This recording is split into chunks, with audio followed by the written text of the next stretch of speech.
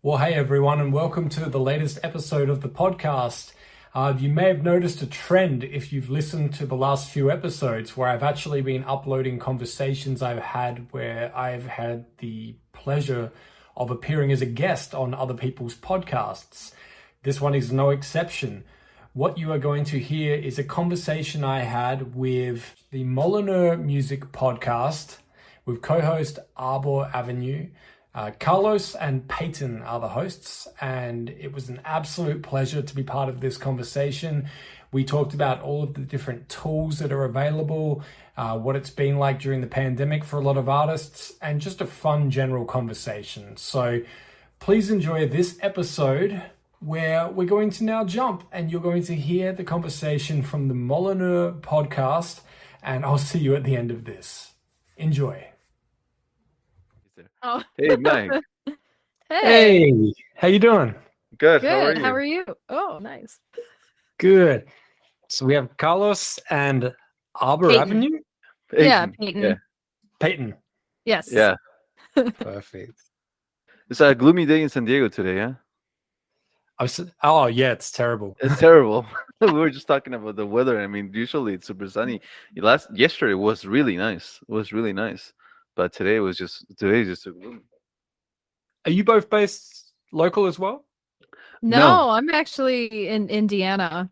Oh wow. Yeah. Yeah. We're both San Diegans, but I mean, I just couldn't believe when I saw like you were giving you were giving a talk. Was it on Friday? That you actually put a live on it on Instagram.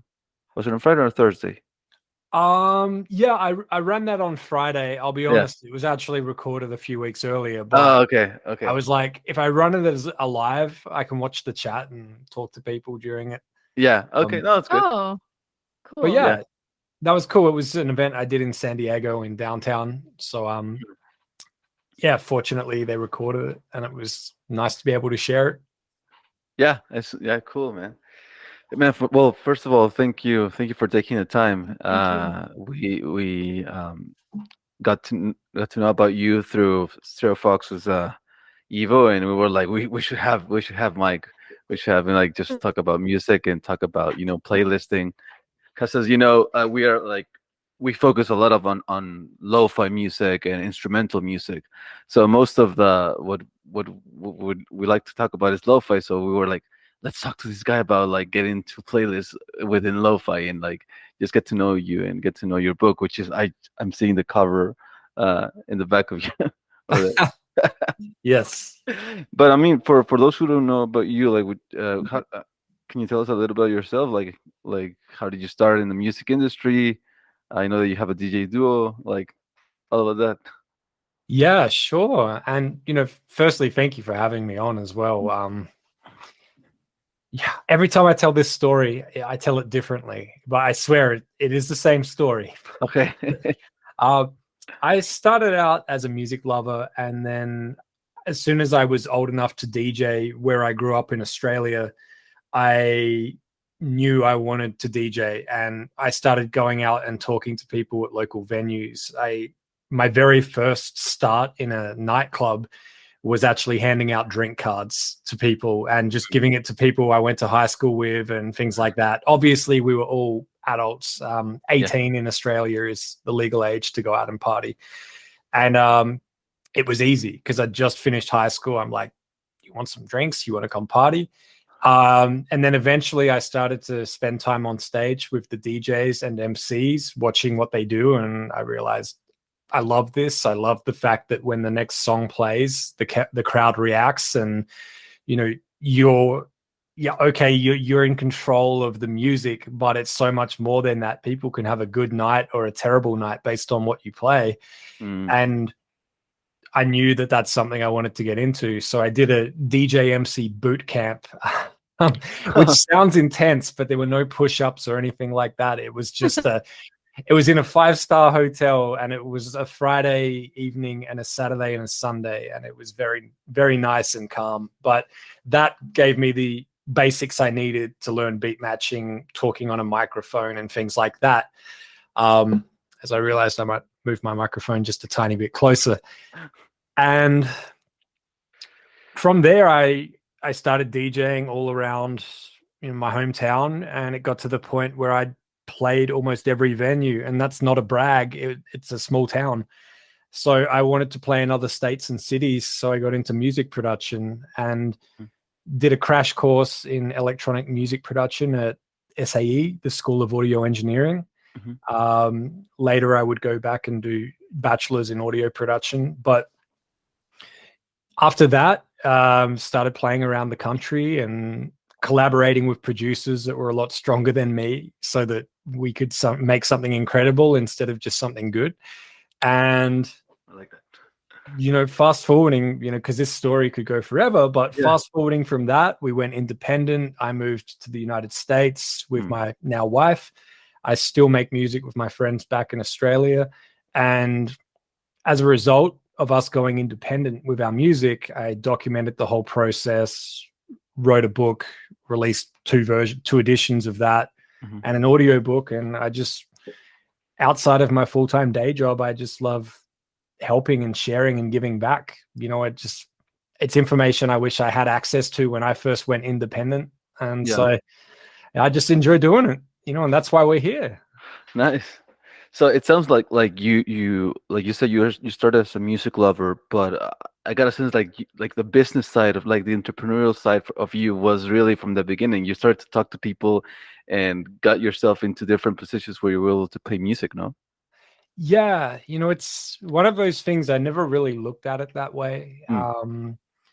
But everything I've wanted to do in my career, I started watching, and then I started asking if I could observe more closely. I asked lots of questions, and then I just did it myself. So when I couldn't get DJ gigs booked at any venues, I would just go up to a venue and offer to play a gig and for my friend's birthday party. And that would be a way in by basically showing them. And when I wanted to host a radio show in Australia, I realized the best way is record it, be consistent. I just recorded episodes in my house, sometimes with a friend, sometimes by myself. And I just started emailing them to these local radio stations every week. And it got to the point that they went, we have a show now that we can air, as opposed to me saying, hey, I think I'd be good on a microphone hosting a radio show. I just did it. And, you know, that's kind of always been the way. It was like, you know, everything I've done since I've had to just do myself independently. Obviously people will help along the way, of course, but you know, it's one of those things I don't like waiting. Like being curious, no, and being forward and being proactive, and like you said, like how do you do this, or how can I do this, and being like in always in the search, no? Exactly. You know, and you know, never stop asking all those questions. You know, I always encourage it because that's how I got to do all of these things and probably progress a lot quicker, was just asking. Nice. And how did the idea of work hard, play this hard came about? I mean, I like you know, that. like because I mean, it's a very direct title. You know, it just says what it is. You know, like you and I guess like there's no other book like that. You know, like so. Yeah, you know, it's an interesting story. I mean, there's two parts. The first part is that where did Work Hard, Playlist Hard come from? And originally on Spotify, when I first signed up, just messing around, listening to music, you know, having some fun, I created an account, and it came time that I wanted to change how I logged in, and they said, you need to create a username. And I went, And you know, I'd been saying this thing like, you know, work hard, playlist hard for a few weeks, just randomly messing around because I like puns and I like corny stuff like that and dad jokes. And it was the first thing that came to mind. I was like, that's my username, because I'm going to put some playlists up on Spotify and share them, and you know, just do it for fun. You know, it's some of my own music I've worked on and music from other people I like, and that was how the name came about. It was just a play on words. I at the time, it was just for me as a curator. It was just a way that people could find me on Spotify. But then, yeah, when it came time to sort of expand on that, initially it was there's people reaching out trying to find me to send me music. So I claimed the domain name workhardplaylisthard.com, and I just put up a submission form, just very simple submission form, so that I could manage it, and all the submissions were routed into a Google sheet. And then as a result, people kept asking questions around that time, and I started putting blog posts on there, and I realized this feels much better. I feel that putting up blog posts and short videos and things like that, I can help a lot more people than just listening to one person's track, placing it in a playlist that might get them a few listeners, which I know is still valuable. But so then I made the decision to just stop doing the submission side, and just focus on just making it helpful information instead, which to me felt much better. I mean, I still love listening to music, and I still have playlists that when I hear a song I like, I put it in there. But I'm always straight up with people. I say, look, I would prefer to use my time doing this, and I don't get as much time to discover music as I would like. So I had to shift the focus to just helping artists and putting out this information first and foremost. But that being said, sometimes right time, right place, I hear something, and obviously if I can help someone with their music in some way, whether it's sending an email or telling someone else about it, I'm always happy to do it. And that's just really cool, because there's a lot of information out there, and it can be really difficult for artists who are starting, and even for those who have been in the game for a long time, to condense that information into a single source. And I think that's what, for example, your blog did, and now your book does. That is information that it's all over the internet, but it's not as easy to look for or to search for. It's just condensed in a book. Yeah, that's good, man. I like that. I guess one of the big questions that we wanted to ask you, because I've watched a couple of your videos with other interviews, and I listened to the YouTube video you have of the first 10 first chapters of the book, and I was listening to that, and I thought, okay, I wanted to ask you, how can a lo-fi producer or someone who does instrumental music as opposed to lyrics, because I feel like there's a big difference, because with lyrics you can connect more with with an audience than with instrumental music.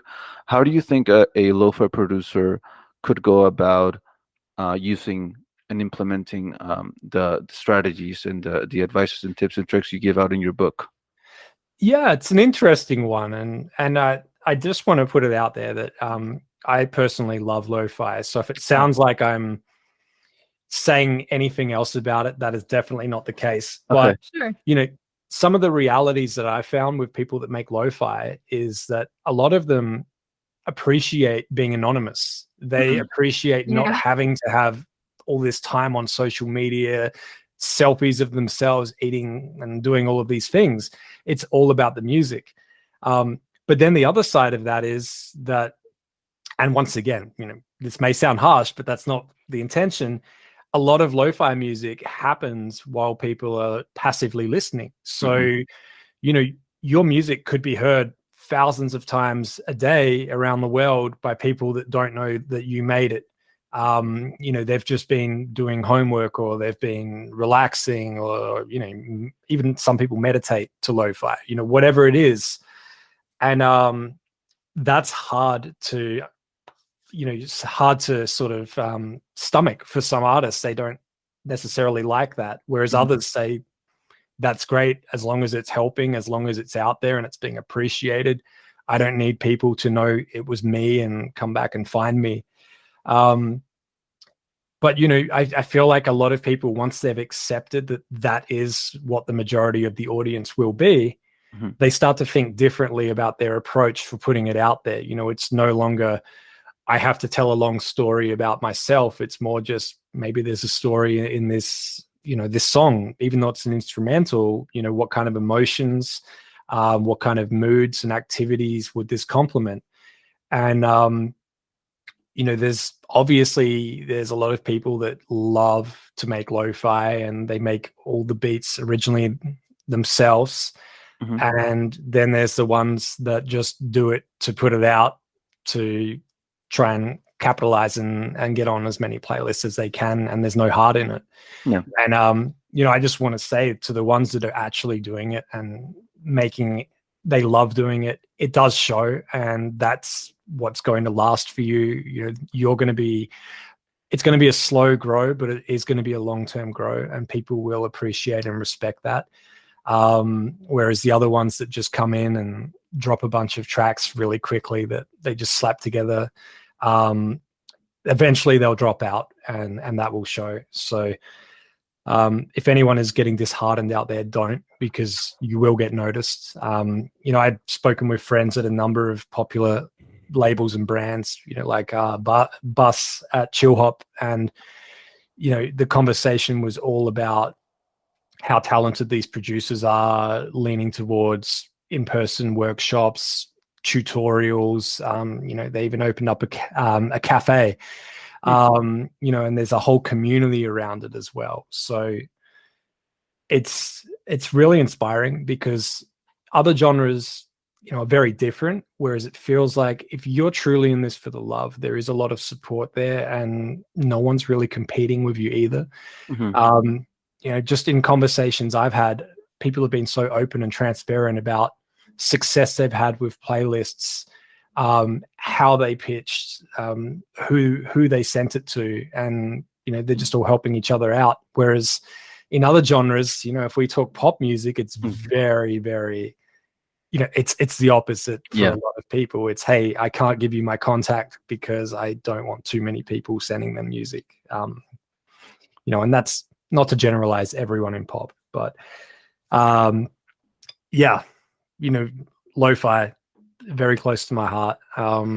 And it's funny, a lot of people wouldn't say it's their favorite genre, but the reality is, for a lot of people, it's probably their most listened to genre. When they look at their end of year playlists, it's like, damn, I've been listening to this track 50 times this year, and that's when they find out who made it as well.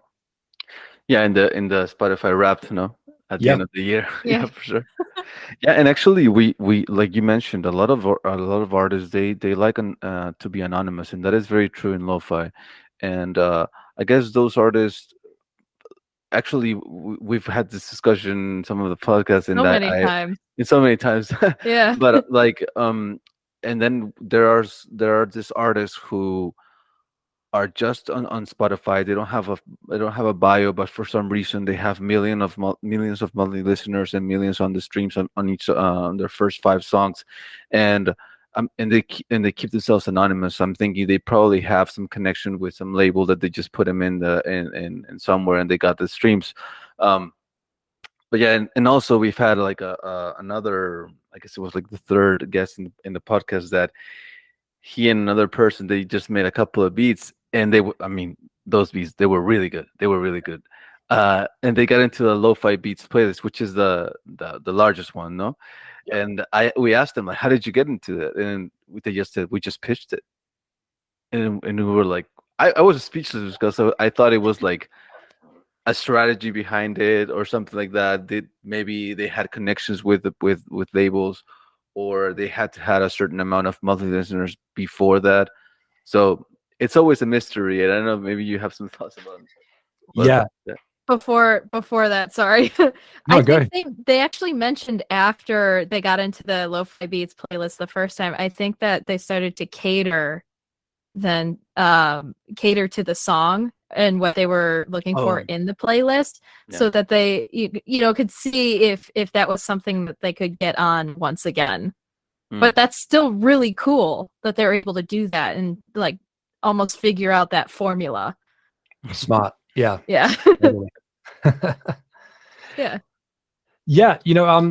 Just to add onto that about the pitch form, these stories, if you actually ask more, and if you ask artists within your own genre, you'll find that these stories are really common.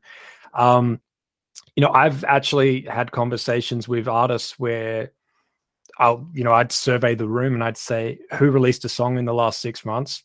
Out of everyone that put their hands up, who filled out the Spotify pitch form at least 2 weeks before the release? And less than half, sometimes a quarter of those people actually did it. And, that made me realize that it's either people don't understand the potential opportunities from that, or, they forget, or one of many other reasons. And I'm like, it's one of the biggest opportunities there. And I don't want people to get disheartened because they pitched 1 or 2 songs and they didn't get a playlist as a result. There's a lot of other things that can happen from filling out the Spotify pitch form in particular that, aren't just about getting on lo-fi beats, after your song comes out. I'll be honest, with my own music, it's not lo-fi. A lot of it is more like chilled dance music, if you will. But we would always pitch every track. Out of those, out of the 42 tracks that we've released so far, we've had 19 editorial playlist ads. Some of them are multiples for the same track, which happened over time, sometimes 6 months later, sometimes 1 year later.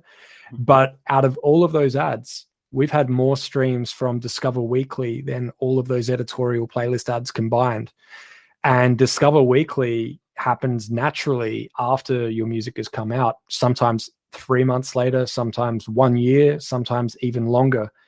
And, that's something that I want artists to understand, is these forms aren't just hope something happens on release day. It's so much more than that. Discover Weekly is the biggest driver for us.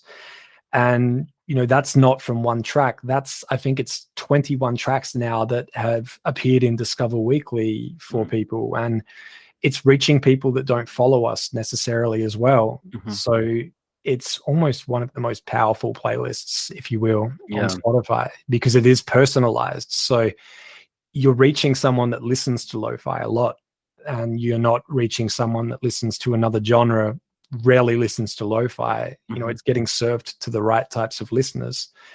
And then the other one, just to add with these forms, is if you submit at least 7 days before release day, it will go into release radar for all of your followers. So whether it's 10 followers, 500, 1,000, it's going into release radar. It will reach some of those people. So, that is a playlist that you will see within that first week. By not doing this, you're missing pretty much any opportunity on Spotify. And the other thing as well is, if you were in a position where somehow you had a contact, if you're with a label, labels have meetings with people at Spotify. It's no secret. A number of distributors have meetings with people at Spotify where they put forward priority tracks as well. And when they do that, the very first question they would get from the Spotify team is, has this been submitted in Spotify for artists? Because they still need that information before they can actually do things with that song internally. So you really are missing almost every opportunity by not filling out these forms. And, just remember that it's not going to always lead to something big on day one, but in the long term, it will help you. And, there's no cost involved. It takes less than 5 minutes, and I can guarantee you probably spent a lot longer creating that beat or that song. So take the time and do it. Yeah, for sure.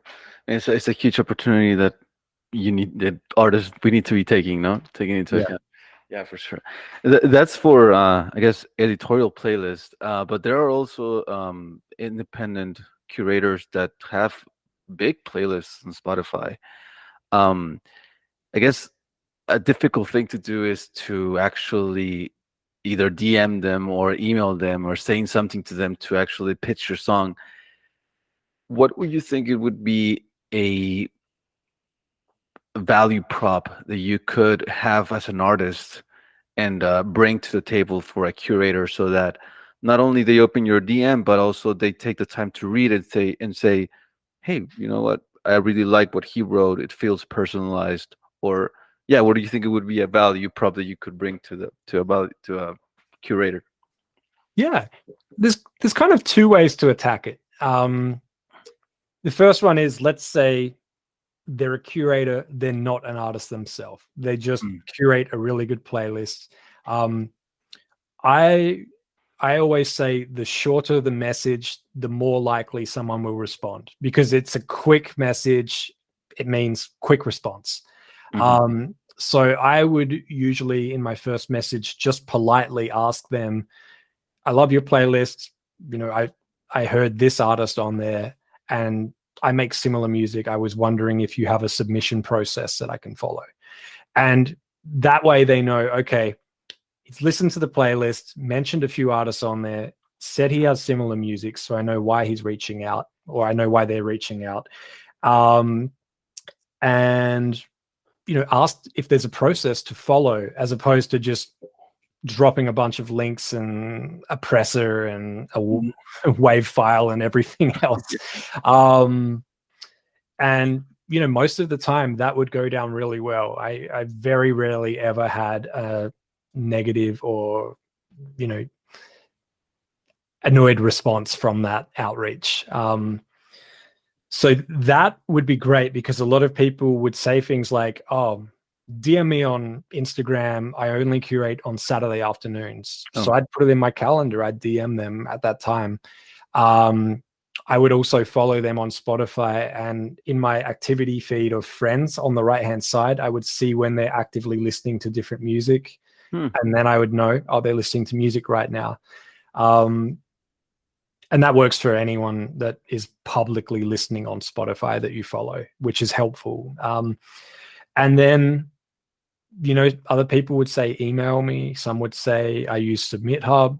Whatever it is, I would just follow that. And then I created a spreadsheet and I would just work through that. And then anytime someone would support, I would go back to them first when I have a new track. If they have a blog, I would let them know 1 week or 2 weeks in advance there's a new track coming out. Give them an opportunity to hear it first, as a way of showing appreciation. The other side of this is, if that curator happens to be an artist themselves and they make music, most importantly, you have to like the music. You ideally love it, and it has to be a good fit in anything you curate. If it is, I would actually place their song in my playlist, and then my outreach would actually be me telling them the good news. So instead of asking them for anything, I would say, hey, your track, whatever it's called, is awesome. You know, I added it to this playlist, and I just wanted to let you know, here's a link if you want to check out the playlist. And if you've got any other music, I'd love to hear it. And all of a sudden, you've completely reversed it. They're used to people asking them for things, and you've just said, here's some good news. It goes down so well, because they're either going to say thank you or they're not going to respond.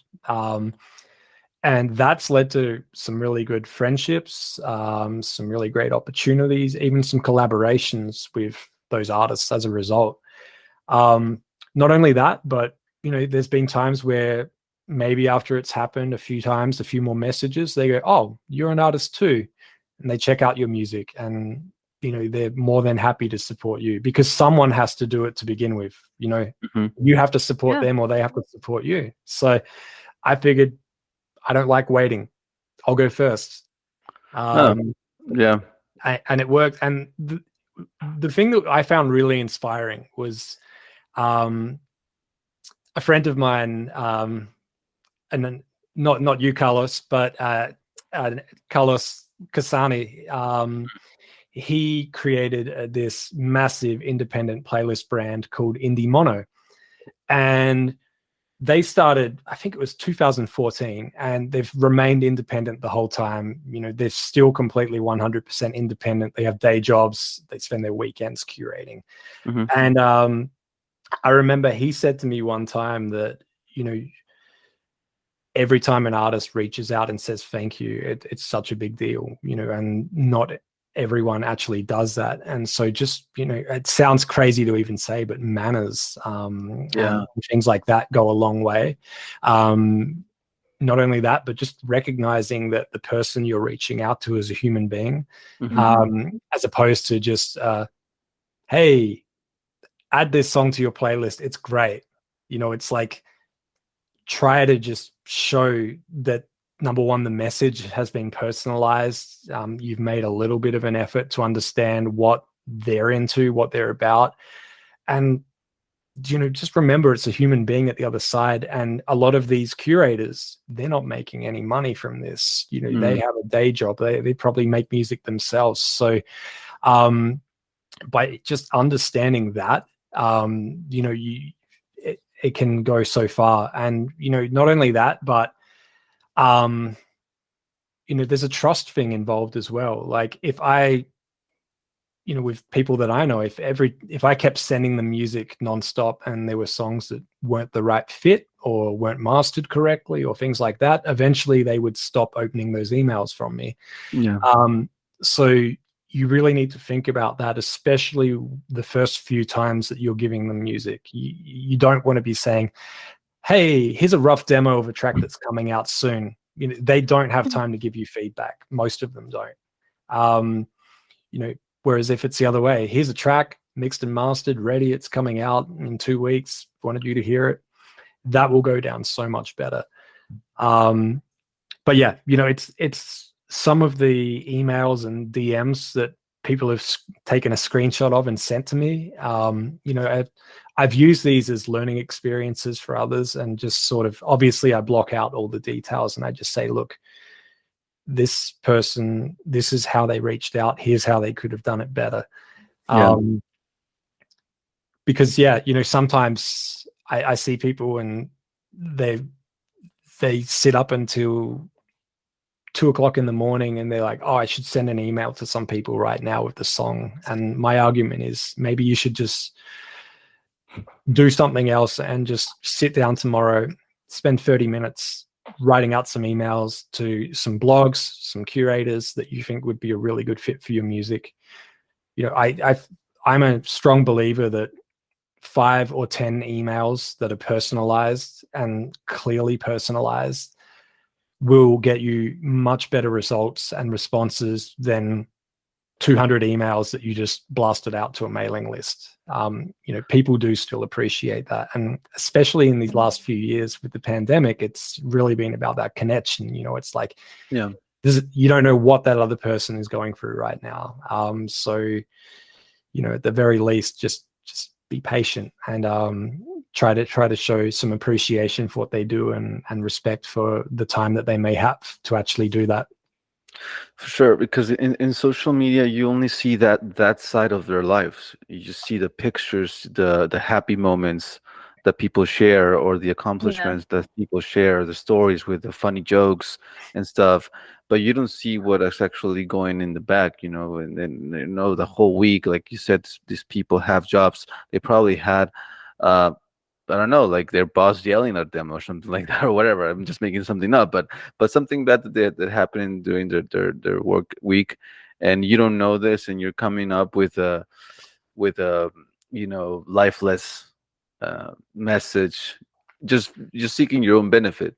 So and people can tell, even with text, you can tell the tone of the text sometimes.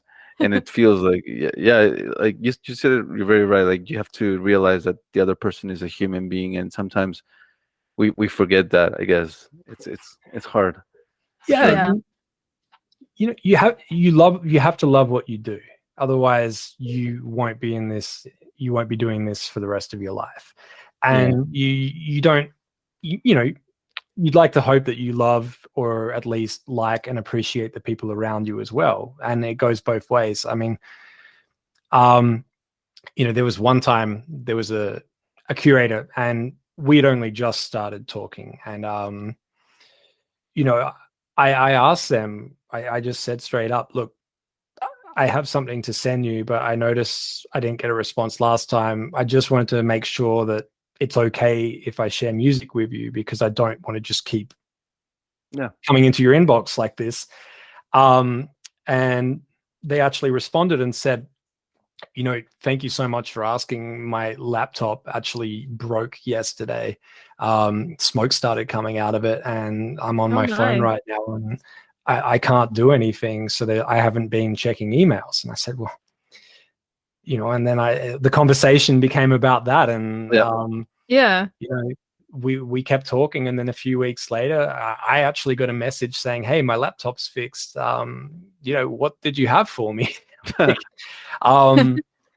But it's like, once again, it is a human on the other end, and they do see this. And I always say, if you were at a conference or an event or at the mall or something, would you run straight up to that person and be like, here's my track, just like in their face, like almost playing it at them? Or would you say, hey, I appreciate what you do. If you've got a few minutes, I'd love to buy you a coffee. And, I would try and build that relationship first, because they already know that you've got a track you want to pitch them. I feel like that is so much more important. And, it could lead to a really good friendship as well. Not everyone, wants to make friends, but at the very least, they will respect you for the way that you treated them and the way you respected them as well. Yeah, and I also think that people who like to work and love what they do respect people who love what they do as well. Other people. Absolutely. Yeah. I found that, like, for example, I have a family business, and I found that in people that I've reached out to, when they respond back to me, when I just say something nice on social media, and they respond back to me, and then they later send me a DM saying something else, and we don't even talk about business. We're just talking about what happened in that post. It's like, this is perfect. I mean, it's like I'm just going through the city and talking to the people in my industry, and then you form something, and then later something happens. Later they say, "Hey, I thought about you, and can you do this or that?" It can happen the same way in music, like they remember your name. I guess one of our guests mentioned it, that he DMs 20 people, or he used to DM 20 people a day, just saying hi. Yeah. I was one of those. Oh, you were one of those? Yeah, I was one. I was one of those. Yeah, and now we're good friends. And and of course, I mean, I guess now that we're talking about social media, what do you think? What are your thoughts on TikTok? That is the new thing. Yes. And I saw a post on your an episode on your podcast about that, and also, like, I guess it's a two questions in one. But the first one is, like, what are your thoughts on social media and TikTok? And the second one would be, like, is there a way, or how would you go about transferring the followers you have on Spotify to your social media accounts? And not in or vice versa too. Oh, vice versa, yeah. Vice versa, yeah. Not in a transactional way, like lifeless way, but more like, oh man, you're listening to my music, check out my socials, like, I'm doing more if you want more of me, in that sense. Yeah, I mean, general feelings about social media, love it or terrified of it, or it takes up too much of your time. It is important. That being said, I certainly am not going to be the person to say that an artist needs to be on social media all day, every day, posting multiple times a day. I think it's important to just, at the very least, sign up on these platforms, claim your username, upload a photo, add a link to your website or your link tree or your smart link, so that people can find you everywhere that you are, and vice versa. But then at that point, I would say work out what platform is best for you, your comfort level, how you like to share, and then give more time to that. So some artists decided, I like going live. I like just hanging out, talking to people, playing some music, opening a session in Ableton. maybe play games and talk to people. And so they go live on socials, whether it's Twitch or something else. And that's where they spend majority of their time. And what's cool about that is they actually get clips from that where something cool happens and they post them on their socials, and that's their social media obligations done. Then there's other artists that prefer to just have photos. Usually there's an interest or a passion in photography, so Instagram makes sense for them. And then of course that leads us to TikTok, where what I always say is I am on TikTok. I post on there. I don't have the app installed on my phone because it's too addictive. So I have it on a tablet that I use when I have time and I'm looking for entertainment. But that's how I manage it. And because I know it's powerful, I know that you have the potential to reach an endless number of people on the app, regardless of if they follow you or not. Mm-hmm. But more so just signing up and having an understanding of how it works. And the reason for that is there's a side where an artist creates a profile on TikTok, people can follow them and they become a personality, and people enjoy learning more about them, their sense of humor, their creativity, whatever it is. Then there's the other side where music from the artist is distributed directly to TikTok the same way it's distributed to Spotify, Apple Music, and everywhere else. Mm-hmm. And that music can be included in content that anyone can include a song from the artist when they're posting on TikTok. And what's really cool about that, especially for lo-fi artists, is that there's a number of lo-fi producers that their music is going crazy on TikTok because it's the perfect music to have in the background when you're cooking, when you're talking, whatever it is. And people are always looking for new music to include. And the best part is that you still can be anonymous if you choose. There's very rarely people that are going, oh, I need to seek out this artist and also follow them. They're just like, I need that song to use. Mm-hmm. And you do get paid when your music is used on TikTok. But the more exciting part for me is I go, okay, you get paid something. It's not much, but you're not paying to promote it either. So it's, in a way, it's free marketing where you get a few dollars out of it. That's great. And, what I've found is that artists have seen their music do really well on TikTok, and then they've posted a video where they'll tell the story of how they made that song, and then people will start to get interested in them, and then they'll start to follow them. At that point, they're well on their way. They've got a following. They'll say, hey, everyone, I made a new track. Here's how I made it. And that, whatever that looks like. And then make sure you follow me on Spotify if you want to hear it there. But one thing I always say to artists is I say, if you're going to do that, do a separate post for each platform. Do a separate one the next day. Obviously different video, but do a separate one for Apple Music, a separate one for Amazon, etc. Because that way there's potential that someone from that platform will see it. And then, the other way around with people on Spotify or other platforms trying to find you on social media, most of them, like I know Deezer and Spotify, definitely, you can add your social media links directly into your artist page. So in Spotify for artists or Deezer for creators, you can actually go and add those social media links. So if people first discover you there, they can tap directly to your social media. And as we know, some artists are anonymous, but you can still have an Instagram account where you just post the artwork for each release. At least you have something there, and people will follow you there as well. But yeah, it's interesting because we have people that follow. Some people follow on one platform, some people follow on another, and if TikTok were to disappear tomorrow, I know there's a number of artists that haven't converted that following over anywhere else. Yeah. And, if they don't act quick on whatever takes over from TikTok, hypothetical, of course, they won't be able to retain that audience. So, you know, this is one of those things where we say mailing lists are still extremely important, you know,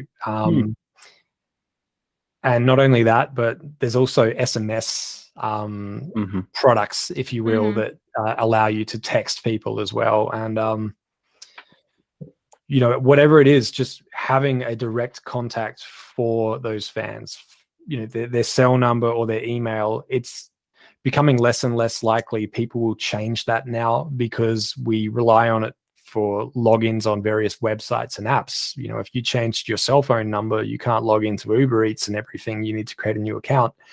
If you change your email address, you know, you can't log into most sites. So it's the most close to permanent way of contacting fans that you can have.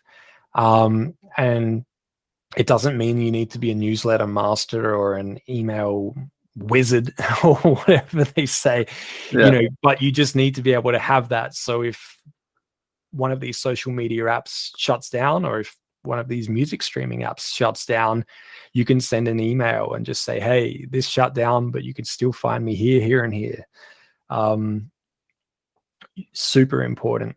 So yeah, you know, I'm on every platform possible right now for that exact reason, and I claim my username as soon as a new platform launches, and I always encourage artists to do the same.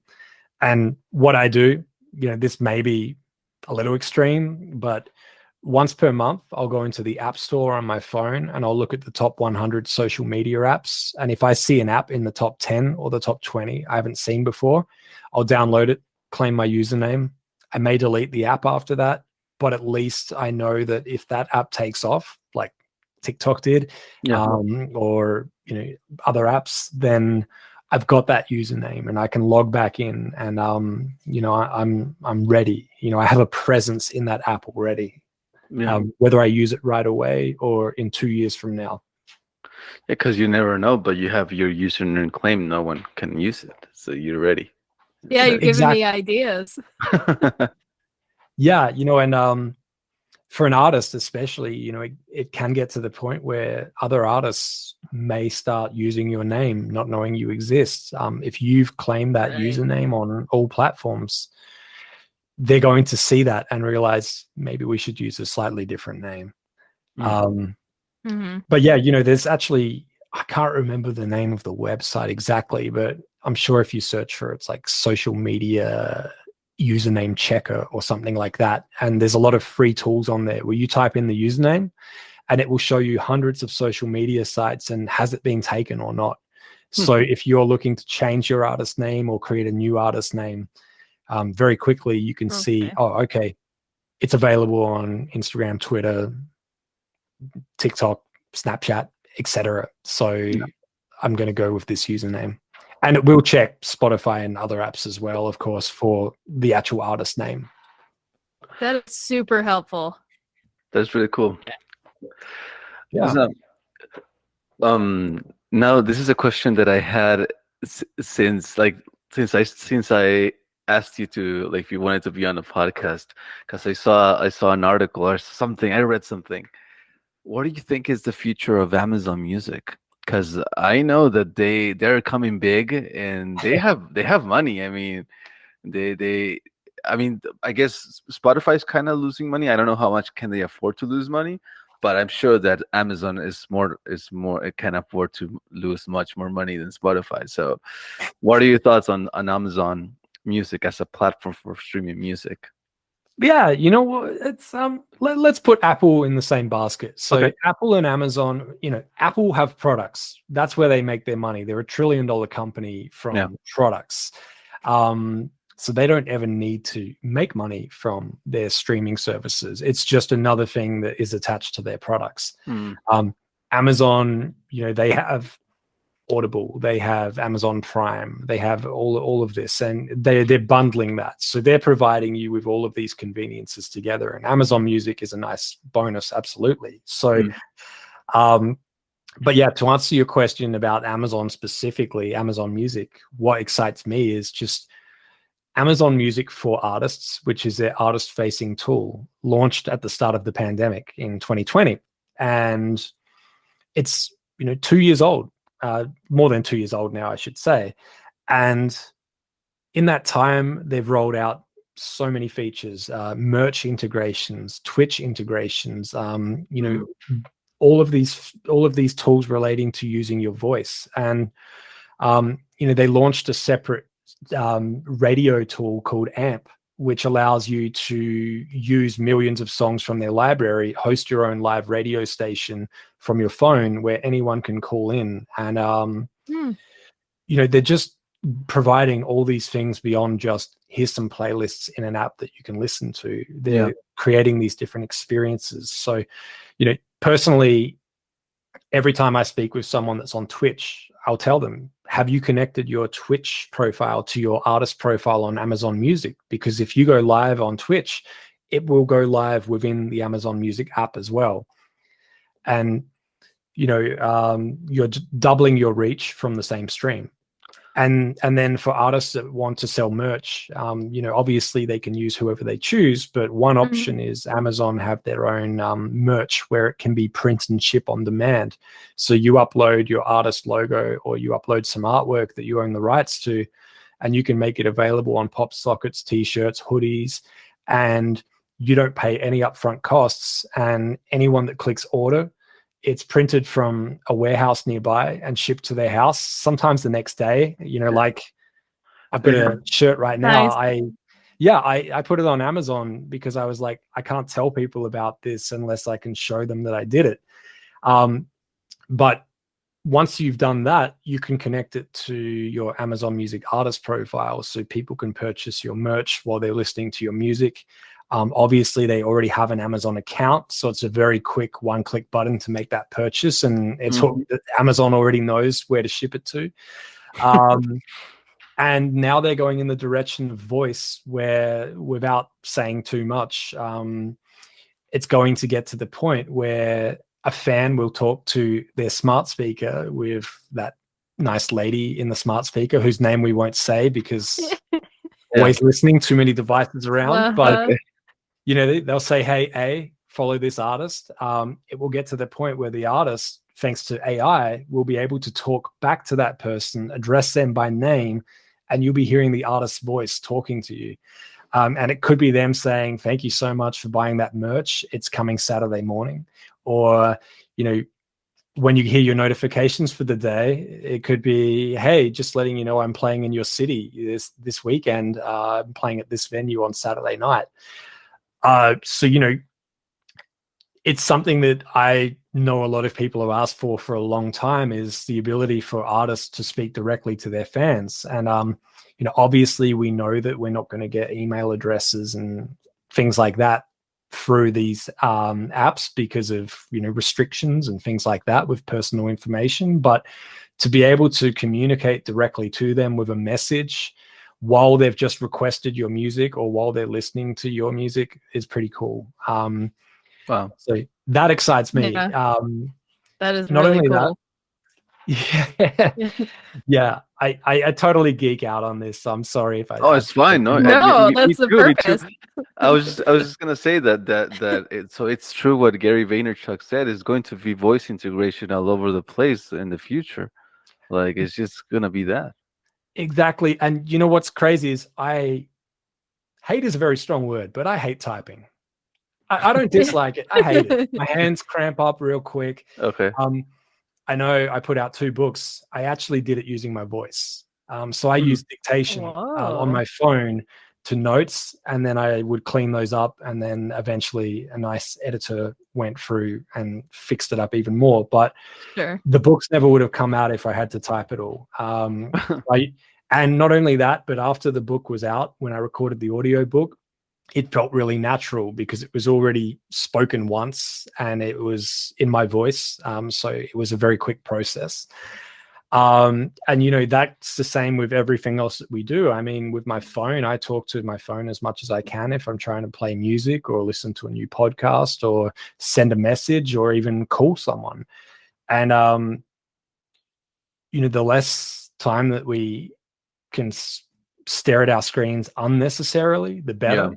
Like if there's something on the screen that is visually engaging, like TikTok or a movie, sure, of course I'm going to stare at my screen, but to just ask to hear a song, it doesn't make sense to be tapping on a screen or typing in a window. So I definitely believe that voice is the future. And these smart speakers, I mean, there's multiple versions out there now. I mean, Spotify even created their own device for your car called Car Thing. Yep. And I have one, and it's awesome. Yes. Yeah, exactly. I love it. You can talk to Spotify in your car. You can. It's like this is really cool. Yeah, voice for sure. Nice. I mean, what are we doing right now? I haven't touched anything. Yeah. Right. And I mean, it's what we naturally do. We talk. I mean, instead of doing anything else, if you want to grab someone's attention, you wouldn't do anything other than talk to them. I mean, if the internet wasn't a thing, but now that it is a thing, I guess we evolved that. When you were talking about not that you didn't want to use the screen, I think the same way. But I was thinking about Steve Jobs, the first time that he announced the iPhone, and now it's gonna be completely different. It's gonna be all voice, so it's gonna be almost like obsolete to have a screen, to touch and wow. Yeah, no, man, I really like that. I really like that we're going to into voice. And then the thing that you mentioned about Twitch being integrated into Amazon Music, I think that's the answer to connecting your socials to your streaming platform. Because in Twitch you can put your little socials like icons and stuff, and yeah, that would be a great. Man, you're giving me so many ideas right now. Yeah. It's consistency. I know that word is used a lot, and some artists are obviously tired of being told, be consistent, do more. Yeah. But, I mean, it doesn't just have to relate to putting out music. Between releases, you can go live on Twitch once a week, every other week. Just tell people when, and you can connect with them, and it doesn't have to always be music. It could be a conversation, playing games, whatever it is. I mean, Logic, he goes live on Twitch and plays games and just hangs out. Sometimes people will say, you got new music coming out? Yeah, but you get to be yourself, and fans get to know you more personally and feel more connected with you as well.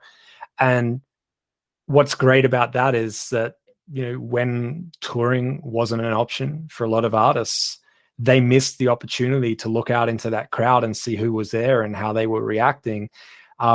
Whereas with live streaming, not just Twitch, but all of these platforms, you can stop at the end of the song and go, how's everyone doing? Where are you? Where are you from right now? What are you up to? And people can be typing, and they can be calling you out by your name and asking you, what do you mean your car broke down today? Tell me more about that. And you imagine if you were at a concert and the artist at the end of the song was like, yeah, who had a bad day today? What happened? Tell me about it.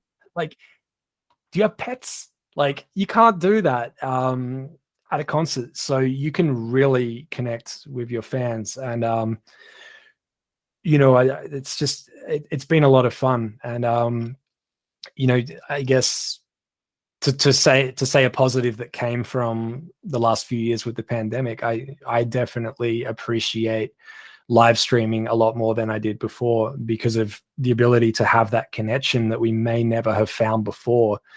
Even in a meet and greet, you're lucky if you get to talk to the artist for more than 15 seconds while you take a photo and get an autograph. Now they will recognize you when you show up in the chat, each week. So yeah, I hope that continues, and I hope that there's, with voice as well, there's more opportunities for artists to directly talk to their fans moving forward as well. For sure. Yeah, it's a direct connection. I mean, even saying the audience member's username, that for that person would be like the day and the month. You would make the day and the month, I guess, for them. Yeah, it's a different thing. It's a different way to connect, but I think it definitely is a better and more personal way to connect. I believe so. Yeah, that's pretty good. It's pretty good. And in your podcast, do you talk a lot about your book, or what are the topics that you want to touch in your podcast? Yeah. So when I first launched it, I was all about doing long form conversations and interviews, and then I realized that the editing was stressing me out. I was going for perfection. I was going for like a polished audiobook feel, to the point where I almost wanted to script them so I knew what I was going to say, and it was just stressing me out. So then I looked at, we talk about Gary Vaynerchuk a lot, but I looked at some of his podcasts where I realized it's not the greatest audio quality, but the content was so valuable. And I didn't care that there was dogs barking in the background, trucks going past. I was just hooked. And so I just started using Anchor, which is what I use for my podcasts. I see you celebrating there. Yeah. And I had the app and I just went, screw it. I know what I want to talk about. I'm going to go for a walk. And I would just record while I was walking, and there'd be background noise. A truck would walk past. A truck would drive past. Trucks don't walk here. And I would acknowledge it. I'd be like, hey, that was a big truck. And, or that was a loud plane that flew over, or whatever.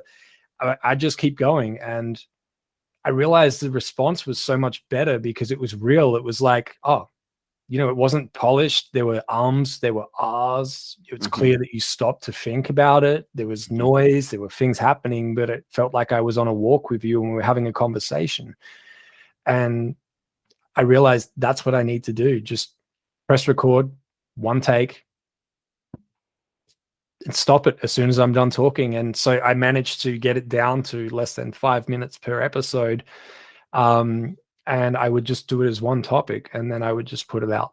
And it actually became fun to do again. I certainly appreciated and enjoyed doing the conversations with people, but then the weeks after that of stressing out about making it perfect was just too much. So that's the format now. And what I put in there is, it could be something that changed recently, when Amazon and Twitch had that integration. I did a quick episode where I talked about that, how an artist can set it up, and the benefits of that for an artist. Obviously in my own words, instead of what you would get in a press release from Amazon. So, it was more, I'm an artist, I did this myself.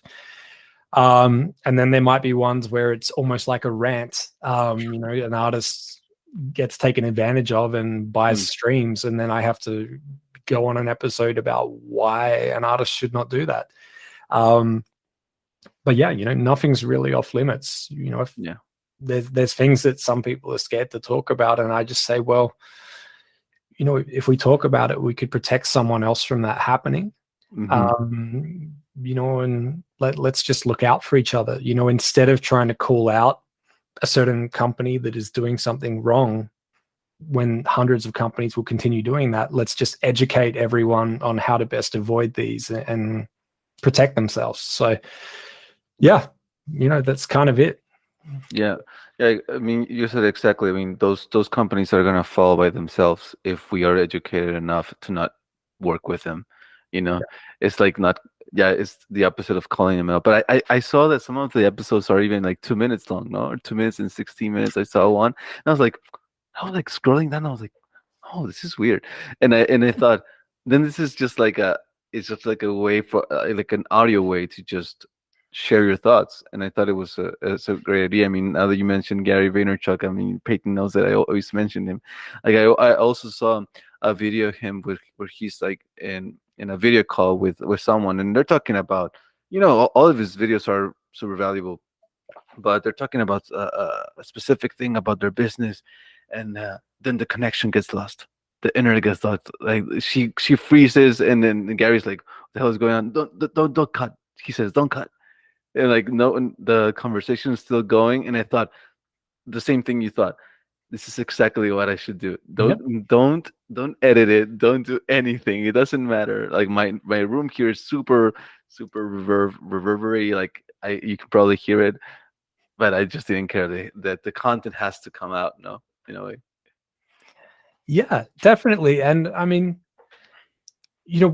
live streams and things like that as well. Like there's been times where I'll be on mute and I'll be talking and people will be laughing, and I just say, let's leave it in. We're human. Like sometimes those are the most memorable moments. And one thing a really good friend told me, he said that, and this sort of relates more to conversations in general, but he said people won't always remember everything that you talked about, but they'll remember how you made them feel. So if they listen to that podcast, they watch that video and they learn something from it and they laugh and they find it entertaining, they remember that. They don't remember 80% of the other stuff you spoke about, but they're going to come back. The same in real life. If we met and we had a coffee and I was very monotone and not enthusiastic at all and didn't really show an interest in you, and you would remember that. You wouldn't even remember the conversation. But if it was the other way around and we were like, basically high-fiving at the end and laughing and didn't want it to end and went 15 minutes overtime like we are today, then you go, okay, that went well. We had a great time. Carlos and Peyton, we had a great time. Yeah. I remember laughing, and I want to do that again. So yeah, I don't know how I went down that angle, but no, it's totally fine, because it's totally cool, because I remember like when I was thinking about doing this podcast, like I didn't know what to talk about, and I said, well, it'll just flow naturally. And whenever I ask someone to be a guest, or if they ask me, hey man, do I need to prepare some answers? Do you have a list of questions that you want to send me beforehand? And I'm like, no. I try to say, like, no, it's totally fine. It's just a conversational podcast. If we get into music, into the details, it's fine, like, Yeah. But if we don't, it's also fine. Like I remember, for example, 2 episodes ago, we started talking about New Girl, this show, and we were just talking about New Girl and series. We did.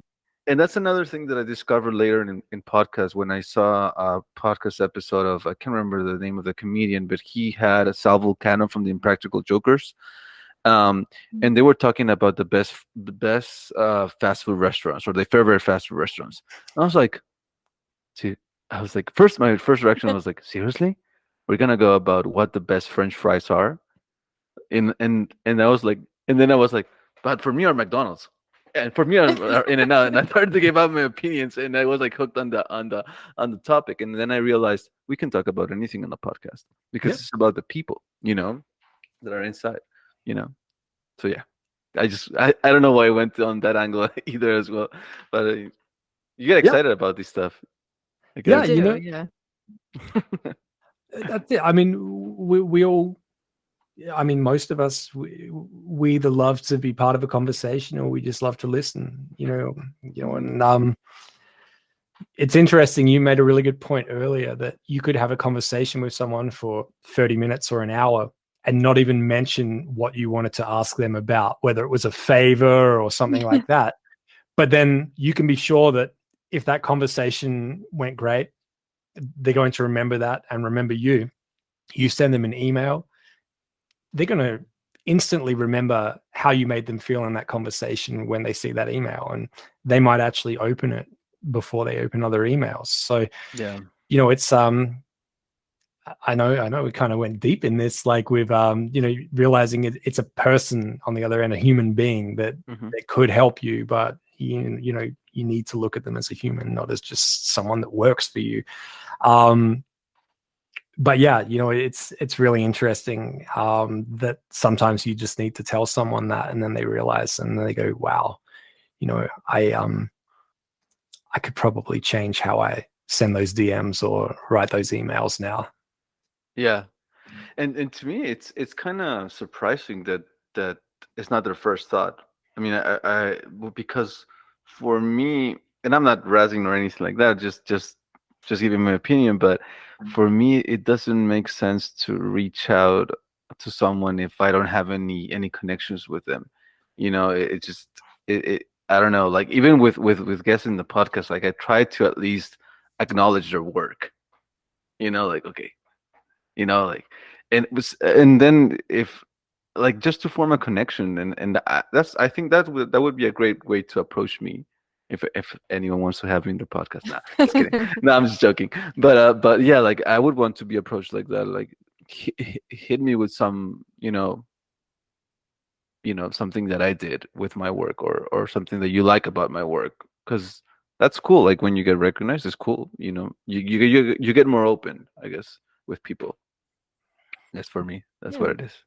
Yeah, definitely. And I mean, you know, I've seen some emails where the person has completely misidentified the other person as well. We're talking pronouns, gender, and a quick look at that person's profile, most likely you would find that out, in the profile. And it's like, okay, you clearly don't know who this person truly is. Okay, you got their name, great, but you don't know who they are. Like, how hard is it to address them correctly? So, it's one of those things where it's like, I mean, you could be a very kind-hearted person. You could be very aware. You could always be, thinking of everyone else, but it's just something that's just slipping your mind because we go into autopilot sending DMs, and all of a sudden we can seem heartless or something else. So, just take that time and breathe when we're doing this outreach, because it's really hard to bounce back if you send a message to someone that's not correct, or could potentially offend them as well. So yeah You want to maximize your probability of that person replying to you back, replying back to you, because and I mean, if you are reaching out to a person you want to work with, my assumption is because you already know so much about them. So it is only natural that you feel like you feel compelled to be respectful of them and of their time, and of their work, and at least like write something that is coherent and short, like you said, short and sweet, and to the point, and giving a value prop. Yeah, for sure. Yeah.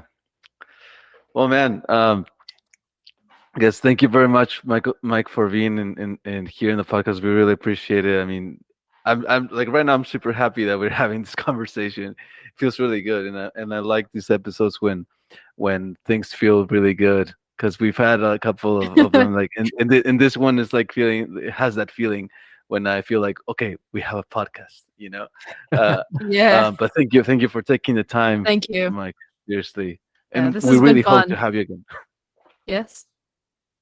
Well, it's my pleasure. And I mean, after the recording stops, we can continue this oh my gosh, we can continue this conversation anytime. I mean,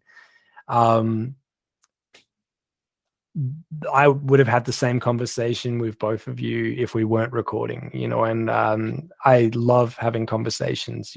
Sometimes I wish some more were recorded because of the gold that happens in the moment. But I thank you both for putting the podcast together and spending the time doing this, and for inviting me on. I mean, what an honor. Thank you. Thank you. Yeah, And likewise. yes, Yeah. likewise. And if you ever want to be on, if you have something going on, if you want to use the podcast as a promotional tool, you're super welcome to do so. And if you just want to, we're thinking about having minisodes. If you want to be part of a minisode and just talk about a quick rant or something, you can always use the podcast. It's your podcast as well, then. Yeah, thank you. I mean, I don't really have anything to sell. I have a full-time day job, and obviously I put out the book and audio book. I mean, most libraries you can borrow the book from. The audio book is free on a lot of sites. So if you want to check it out, go for it.